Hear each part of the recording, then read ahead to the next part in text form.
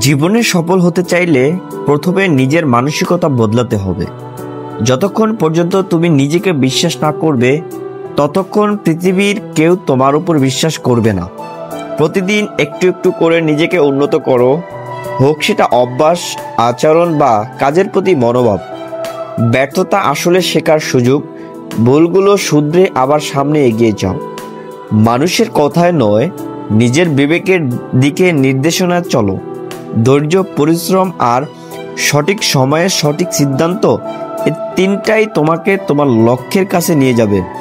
মনে রাখবে, পরিবর্তন একদিনে হয় না, কিন্তু প্রতিদিনের ছোট ছোট প্রচেষ্টাই তোমাকে বড় সাফল্য উপহার দিবে। তাই কখনো হাল ছেড়ো না, তোমার সময় আসবেই।